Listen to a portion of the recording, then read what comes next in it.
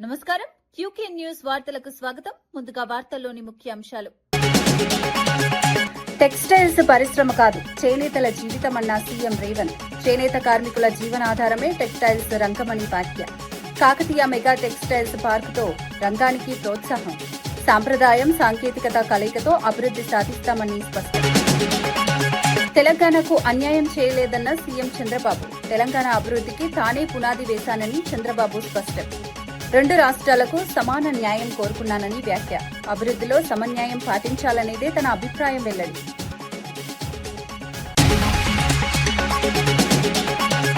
ST నిధుల వినియోగంపై కాంగ్రెస్ పై హరీష్ రావు విమర్శలు. కేటాయింపులు ఎక్కువగా చూపించి ఖర్చు తక్కువగా చేశారని ఆరోపణ. ఎస్టీ యువతకు ప్రత్యక్ష ప్రయోజనం లేదని వ్యాఖ్య. గిరిజన అభివృద్ధికి చర్యలు తీసుకోవాలని డిమాండ్. పోలీసులపై మాజీ మంత్రి పేర్ని నాని తీవ్ర విమర్శలు. పోలీసులే రెచ్చగొట్టారని పేర్ని నాని ఆరోపణలు. అధికారుల ప్రవర్తనలో మార్పు అవసరమని వ్యాఖ్య. ప్రజలకు సేవ చేయడం అధికారుల బాధ్యత అని సూచన.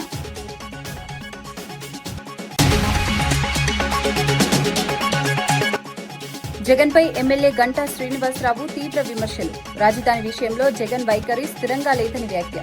అమరావతిపై మారుతున్న నిర్ణయాలు సరికాదని విమర్శ. నాయకత్వంలో స్పష్టత అవసరమని గంటా సూచన. హైదరాబాద్ హెచ్ఐసిసిలో జరిగిన ఆసియా టెక్స్టైల్స్ కాన్ఫరెన్స్ లో సీఎం రేవంత్ రెడ్డి కీలక వ్యాఖ్యలు చేశారు. టెక్స్టైల్స్ కేవలం పరిశ్రమ మాత్రమే కాకుండా చేనేత కార్మికుల జీవనాధారం అని స్పష్టం చేశారు. ఉత్తమ వస్త్రాల రూపకల్పనలో భారతదేశానికి గొప్ప చరిత్ర ఉందని గుర్తు చేశారు. వరంగల్లో కాకతీయ మెగా టెక్స్టైల్ పార్కు ఏర్పాటు చేసి రంగానికి ప్రోత్సాహం అందిస్తున్నామని తెలిపారు. తెలంగాణ అనేక రంగాల్లో అగ్రగామిగా ఉందని పేర్కొన్నారు. చేనేత కార్మికుల సంక్షేమం కోసం ప్రభుత్వం ప్రత్యేక చర్యలు తీసుకుంటోందన్నారు.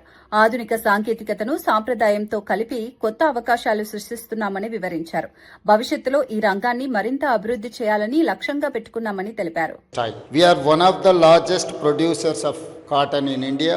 Our cotton is known globally for quality and richness. We have established Kakatiya Mega Textile Park at Warangal, a world-class destination.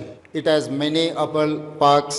In short, Telangana has both skill and will. Telangana is a leader in many verticals, from deep tech to pharma and life sciences, from aerospace to defense, from manufacturing to energy.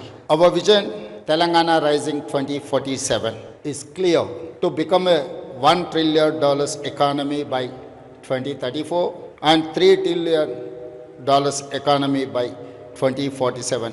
The year 2047 is a special because we Indians will celebrate 100 years of independence.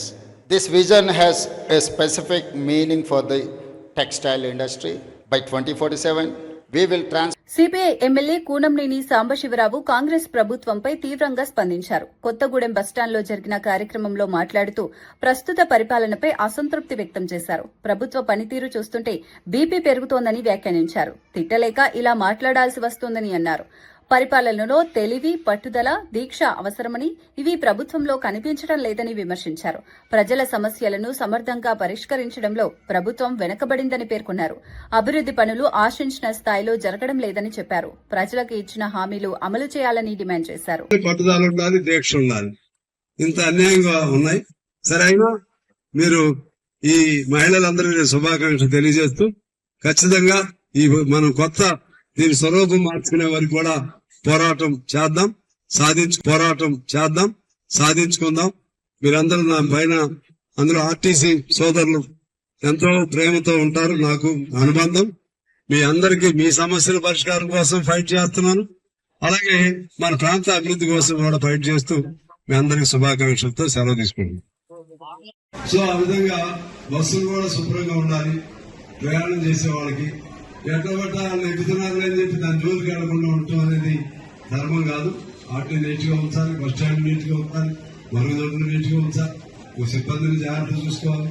డబ్బు లేని పనులు, డబ్బు ఉన్నదంటే okay మీకు ఇబ్బంది.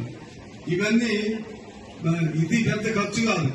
ఇన్ని వేల కోట్లు పెట్టేవాళ్ళకి మొత్తం రాష్ట్రంలో ఎన్ని బస్టాండ్ ఉన్నాయమ్మా? రాష్ట్రంలో ఎన్ని బస్టాండ్ మొత్తం 143 బస్టాండ్. 5 కోట్లు వేసుకో, ఎంత అవుద్ది?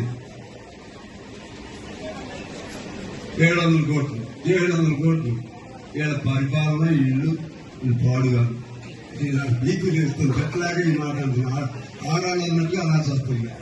నాకు అంత కోపం వస్తుంది బస్ స్టాండ్ లో చూస్తుంటే. ఎందుకంటే అసలు నేనైతే సంవత్సరంలో మొత్తం రూపాయి మారుతా. తెలివి ఉండాలి కదా, తెలివి ఉండాలి, పట్టుదల ఉండాలి, దీక్ష ఉండాలి.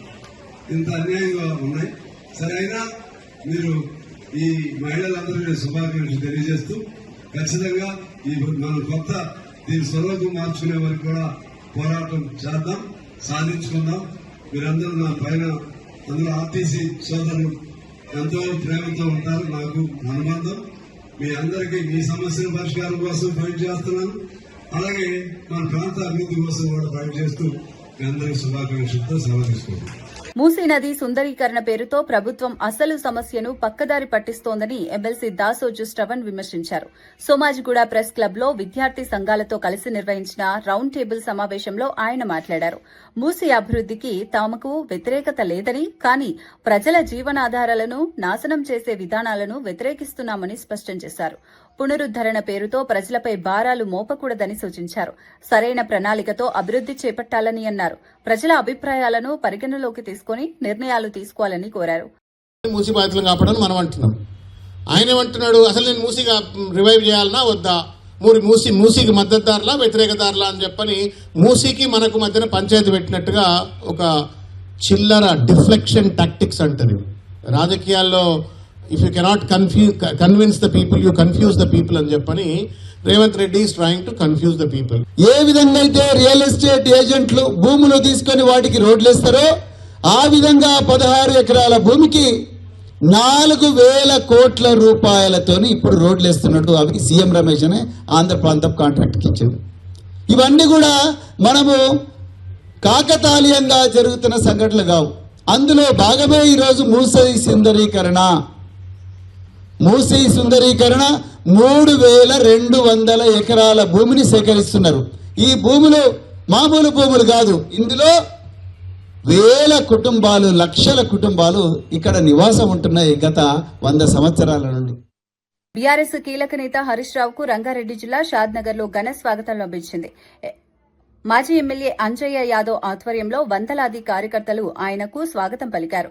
కొడంగల్ నియోజకవర్గం కోస్గి మండలం తిమ్మారెడ్డిపల్లి జాతరకు వెళ్తూ షాద్నగర్ చేరుకున్న హరీష్ రావుకు అభిమానులు పూల వర్షం కురిపించారు. 6 మండలాల నుంచి కార్యకర్తలు పెద్ద ఎత్తున పాల్గొన్నారు. జిందాబాద్ నినాదాలతో ప్రాంతం మార్మోగింది. పలువురు పార్టీ నేతలు కూడా కార్యక్రమంలో పాల్గొన్నారు. ఈ సందర్భంగా పార్టీ కార్యకర్తల్లో ఉత్సాహం స్పష్టంగా కనిపించింది.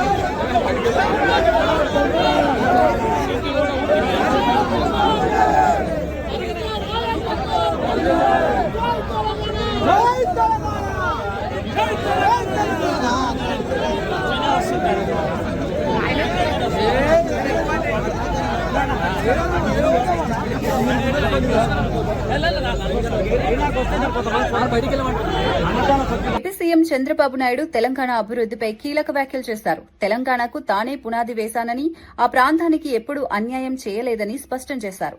రాష్ట్ర విభజన సమయంలో 2 రాష్ట్రాలకు సమాన న్యాయం జరగాలని కోరుకున్నట్లు తెలిపారు. అమరావతి రాజధానికి చట్టబద్దత రావటం 5 కోట్ల ఆంధ్రుల విజయమని పేర్కొన్నారు. కేంద్ర ప్రభుత్వం ఇందుకు సహకరించిందని చెప్పారు. పోలవరం ప్రాజెక్టు కోసం 7 ముంపు మండలాలను ఏపీలో కలపాలని అప్పట్లో పట్టుబడినట్లు గుర్తు చేశారు. అభివృద్ది విషయంలో సమన్యాయం పాటించాలనే తన అభిప్రాయాన్ని మరోసారి వెల్లడించారు. ఆంధ్రప్రదేశ్ రాష్ట్రంతో పని కూడా ఉండకపోవచ్చు, ఓట్లే కాదు పని కూడా ఉండకపోవచ్చు. ఆ ప్రాంతీయ పార్టీ ఆ రాష్ట్రంలో ఉండొచ్చు, కానీ ఏ పార్టీ కూడా ప్రాంతీయ పార్టీ అయినా వాళ్ళ రాష్ట్ర ప్రయోజనాలు కాపాడుకుంటూ ఉన్నప్పటికీ దేశ ప్రయోజనాలు కాపాడడం కోసం అమరావతి రాజధానిగా రావాలి, దేశ ప్రయోజనాలు కాపాడాలని ఆలోచించారు. వైఎస్ఆర్ కాంగ్రెస్ పార్టీ మాత్రం దేశ ప్రయోజనాలు అవసరం లేదు, రాష్ట్రం నాశనం అయిపోయినా పర్వాలేదు, మేము అనుకున్నదే జరగాలని పట్టుదలతో ముందుకు పోయారు. వైఎస్ఆర్ కాంగ్రెస్ అమరావతిని నాశనం చేయాలనుకున్నారు, మనం శాసనం చేశాం. దేశం ఈరోజు అమరావతి కోసం నిలబడింది. కుట్రలు దాటి అమరావతి గెలిచింది. నిజమైన 5 కోట్ల ప్రజల కల కేంద్ర రాజముద్రతో తిరుగులేని స్పష్టత, ప్రజల ఆశలు ఆశయాలు నెరవేరిన వేళ ఇది మనందరికీ గుర్తింపు, గౌరవం. భవిష్యత్తులో ఎవ్వరు ఏమీ చేయలేని పరిస్థితి. ఎవరు ఎన్ని మాట్లాడినా ఇన్ని పార్టీలు గౌరవించి చట్టం చేశాయంటే వాళ్ళకుండే కమిట్మెంట్ మనం గుర్తుపెట్టుకోవాల్సిన అవసరం ఉంది. అయితే మనం ఒక్కసారి దీని మీద పాత చరిత్ర కూడా ఆలోచించుకోవాల్సిన బాధ్యత ఉంది. ఆ రోజు మీరు చూస్తే 2014 జూన్ 2వ తారీఖున రాష్ట్ర విభజన. ఆ విభజన జరిగినప్పుడు చాలా సెంటిమెంట్స్ కూడా అందరికీ దెబ్బతిన్నాయి, బాధపడ్డారు, మనోవేదన పడ్డారు. 2 ప్రాంతాల్లో కూడా ఎక్కడికక్కడ భావోద్వేగాలు ఉన్నాయి. నేను ఆ రోజు సమైక్య ఆంధ్రప్రదేశ్లో ఎవరికీ దక్కని గౌరవం, 9 సంవత్సరాలు నేను ముఖ్యమంత్రి, 10 సంవత్సరాలు ప్రతిపక్ష నాయకుడు, తెలుగు జాతి కోసం ఒక సంపద సృష్టించే. కాంగ్రెస్ సీనియర్ నేత వి హనుమంతరావు జనగణన డీలిమిటేషన్ అంశాలపై ఆందోళన వ్యక్తం చేశారు. తాజా గెజెట్ నోటిఫికేషన్ ప్రజల్లో గందరగోళాన్ని సృష్టించిందన్నారు. ఒకవైపు డీలిమిటేషన్, మరోవైపు కులగణన, సాధారణ జనగణన చర్చలు ఒకేసారి జరుగుతున్నాయని పేర్కొన్నారు. తీసుకున్నారు కాబట్టి బీసీలను పక్కకు పెట్టాలి, అది అసలు స్టోరీ. కనుక దీని మీద రేపు సోమాజిగూడ ప్రెస్ క్లబ్ లో 2 గంటల నుంచి రౌండ్ టేబుల్ కాన్ఫరెన్స్. నేను అపీల్ చేస్తున్నా ఇంటలెక్చువల్లకు, బీసీ సంఘాలకు, కుల సంఘాలకు అందరూ కూడా రండి. మనం ఇప్పుడు కొట్లాడకపోతే ఇంకెన్నడూ కాదు, ఇట్లనే ప్రొలాంగ్ చేస్తారు. రేపు జరిగే డీలిమిటేషన్ లో అందుకుంటే రేవంత్ రెడ్డి అన్నాడు మాకు అన్యాయం జరుగుతుందంటే ఎందుకు పెట్టలేదురా బాబు? మీకు చిత్తశుద్ధి లేదా? మేము ఓట్లేసే మిషన్లమా? ఓట్లు మేమేస్తాం మొదలొచ్చి, ఎస్సీ ఎస్టీ ఓబీసీ మైనార్టీలు వేస్తారు. పొద్దున 7 గంటలకే లైట్లను లేవని మేము ఓట్లు వేస్తాం. అగ్ర కులాల వాళ్ళు 3 గంటలకు 4 గంటలకు వస్తారు. ఎండ ఉన్నదని, వాన ఉన్నదని మెల్లగా పోతాం. మాలు ఓటు విలువ అంబేద్కర్ రాసిండు, ముఖేష్ అంబానీకి ఒకే ఓటు, రిక్షా వారికి ఒకే ఓటు అని. కనుక దీని మీద ఉద్యోగం చేయకపోతే మేము కులగన జరిపినాం అంతే. దాని ప్రకారంగా డీలిమిటేషన్ అంటే సీట్లు తగ్గుతాయి, అదేవిధంగా నోట్లే మట్టి కొట్టడానికి ప్రయత్నం చేస్తున్నారు. ఎన్ని రోజుల నుంచి జరుగుతుందండి? ఎక్కడ చూసినా బీసీ సంఘాల మీటింగ్, అది ఆర్ కృష్ణయ్య కావచ్చు, జాదుల శ్రీనివాస్ గౌడ్ కావచ్చు, అదేవిధంగా బీఆర్ఎస్ నాయకులు కూడా వస్తున్నారు, బీజేపీ నాయకులు కూడా వస్తున్నారు. కానీ అసలు ఎందుకు మాట్లాడతలేరు అంటున్నా. రండి, రేపు వచ్చేసి కూర్చుందాం, ఏం చేద్దాం. ఇక కులగన జరిగిన తర్వాత మనకు మాడే హక్కు ఉండదు. ఇది ఒక పెద్ద నాటకం నడుస్తున్నది. పార్లమెంట్ లో పెట్టినప్పుడు మేము అడుగుతలేదు, మేము తర్వాత చేస్తామంటారు. ఎప్పుడు చేస్తారా బాబు? మీరు చెయ్యాలనే చిత్తశుద్ధి లేదు. నువ్వు దేశానికి ఒక ఓబీసీ ప్రధానమంత్రివి, మాట్లాడితే నేను 25 లక్షల కోట్ల మందికి అప్లిమెంట్ ఇప్పటి వరకు లెక్క చెప్పు. ఏమని అంటే నేను 27 మంత్రులను ఇచ్చిన అంటారు. దాంతో మాకేం లాభం రా బాబు? ప్రజలకు లాభం అయ్యేది ఉన్నదా?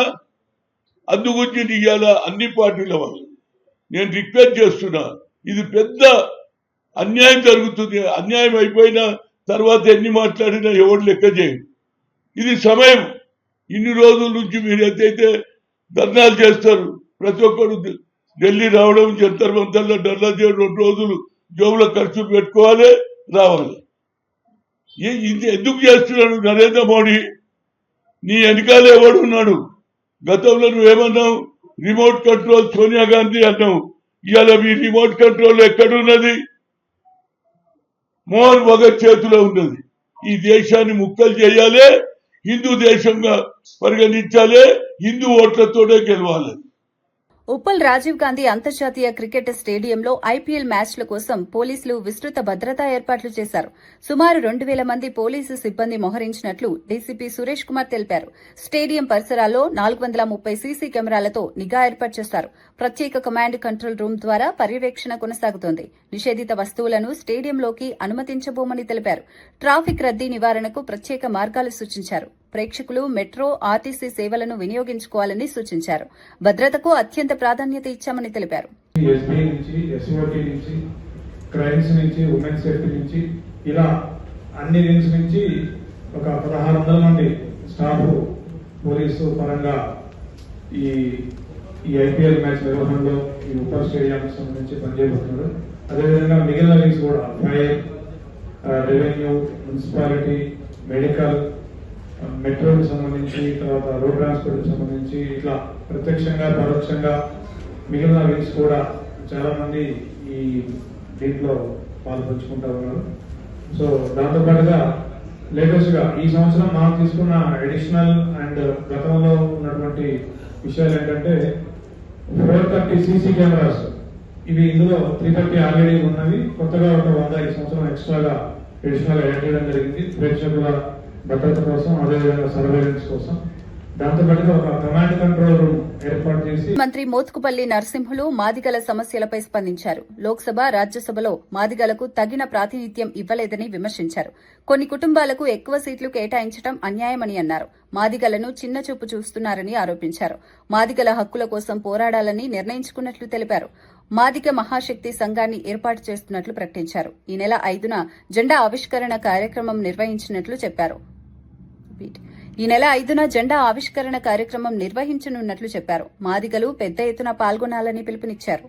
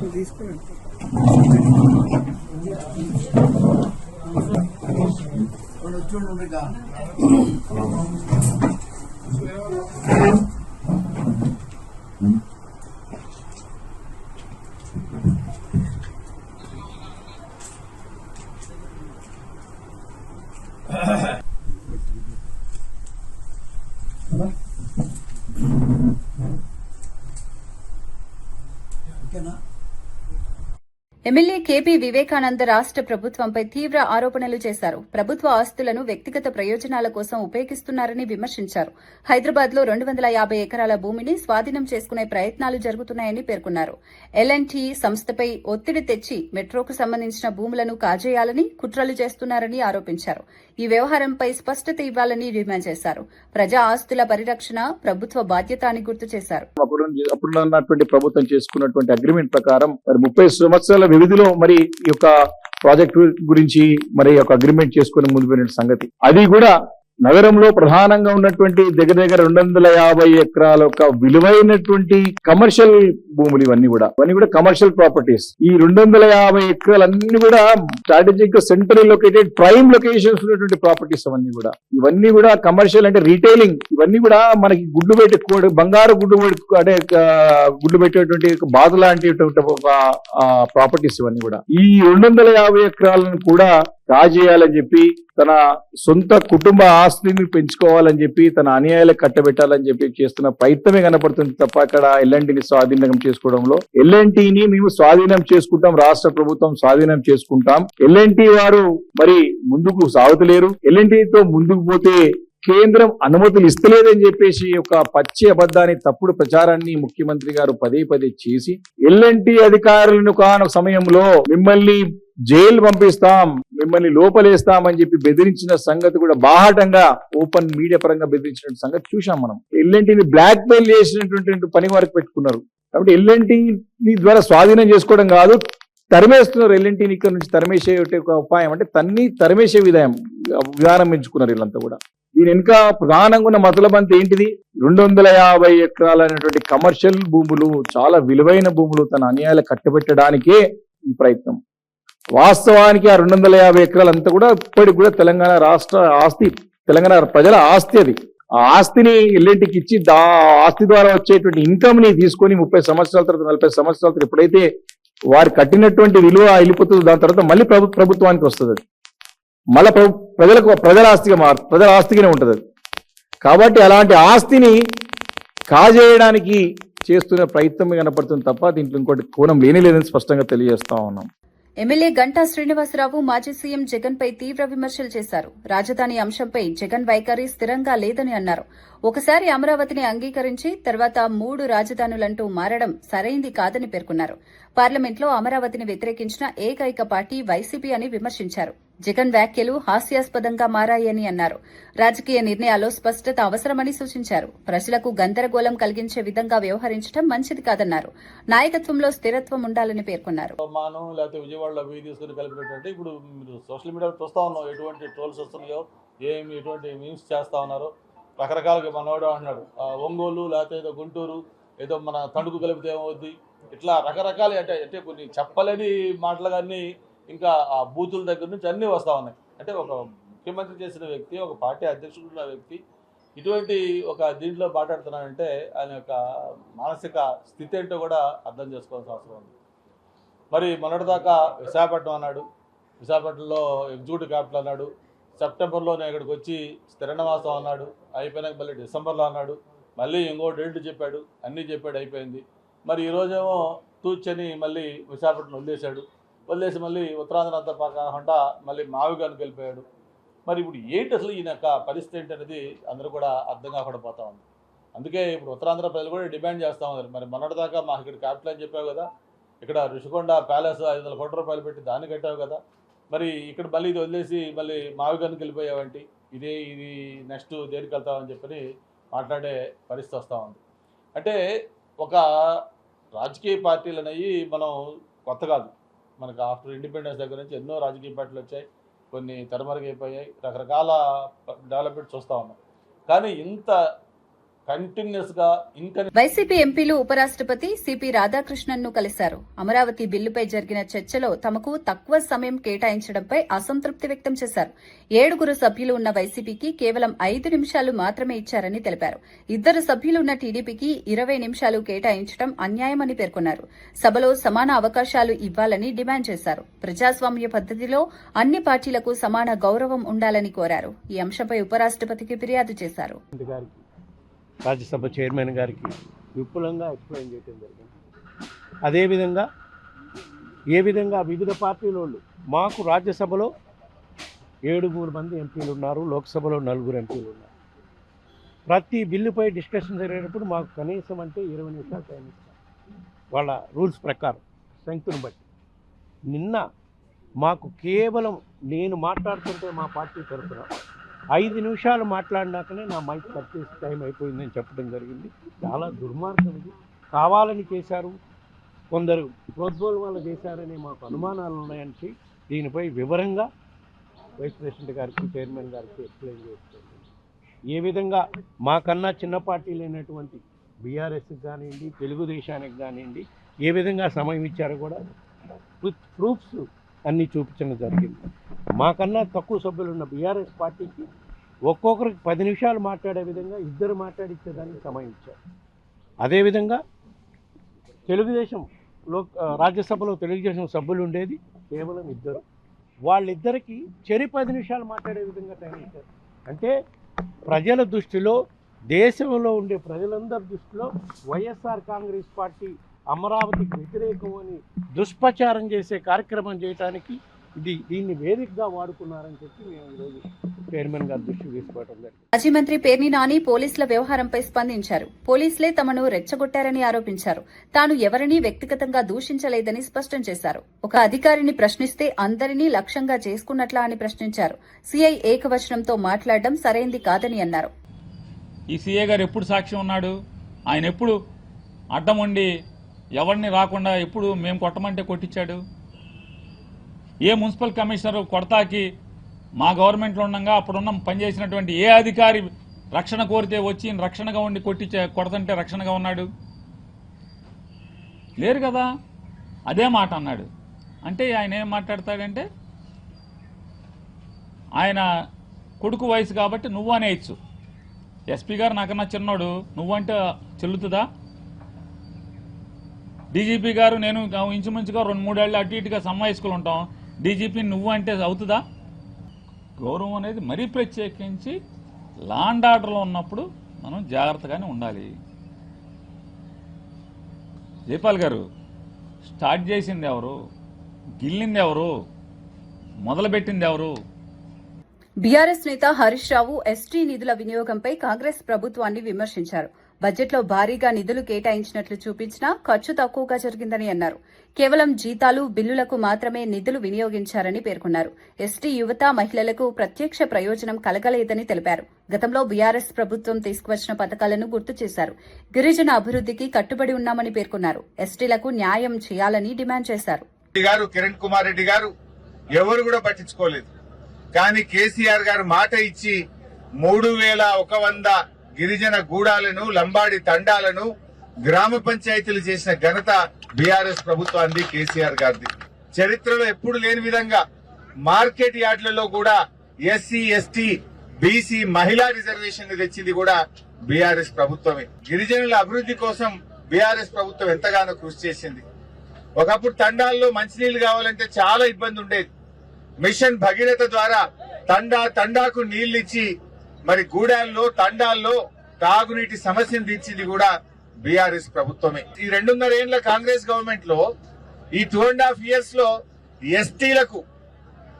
ఎస్టీ కార్పొరేషన్ కు 2730 కోట్లు పెట్టి ఖర్చు పెట్టింది 50 కోట్లు. ఈ 50 కోట్లు కూడా జీతాలు, కరెంటు బిల్లు, పెట్రోల్, డీజిల్ బిల్లే. ఒక్క ఎస్టీకి కూడా ఒక్క రూపాయి కూడా 2.5 ఏళ్ల రేవంత్ రెడ్డి ప్రభుత్వం ఒక్క పైసా కూడా చేయలే. ఒక్క యువకుడికి లోన్ ఇయ్యలే. ఎస్టీ కార్పొరేషన్ ను అది పూర్తిగా మూలకు పడేసింది, తాళమేసింది. ఎంత అన్యాయంగా ఎస్టీలను చిన్న చూపు చూస్తుందో ఈ కాంగ్రెస్ ప్రభుత్వం అర్థమవుతుంది. మరి సేవాలాల్ జయంతి ఉత్సవాల్ని అధికారికంగా జరిపింది, పోడు పట్టాలు ఇచ్చింది, మార్కెట్ కమిటీలో రిజర్వేషన్లు ఇచ్చింది, వైన్ షాప్ రిజర్వేషన్ ఇచ్చింది.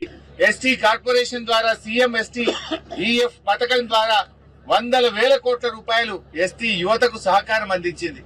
కానీ కాంగ్రెస్ 2.5 ఏళ్ల రూపాయి ఇయ్యలే.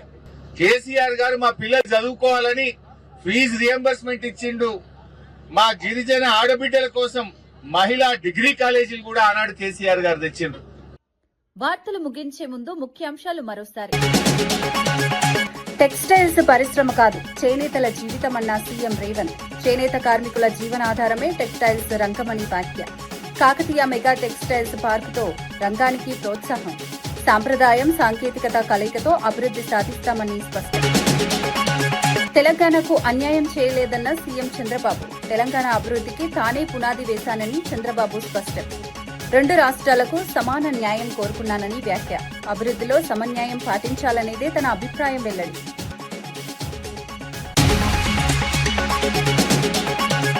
ఎస్టీ నిధుల వినియోగంపై కాంగ్రెస్ పై హరీష్ రావు విమర్శలు. కేటాయింపులు ఎక్కువగా చూపించి ఖర్చు తక్కువగా చేశారని ఆరోపణ. ఎస్టీ యువతకు ప్రత్యక్ష ప్రయోజనం లేదని వ్యాఖ్య. గిరిజన అభివృద్ధికి చర్యలు తీసుకోవాలని డిమాండ్. పోలీసులపై మాజీ మంత్రి పేర్ని నాని తీవ్ర విమర్శలు. పోలీసులే రెచ్చగొట్టారని పేర్ని నాని ఆరోపణలు. అధికారుల ప్రవర్తనలో మార్పు అవసరమని వ్యాఖ్య. ప్రజలకు సేవ చేయడం అధికారుల బాధ్యత అని సూచన.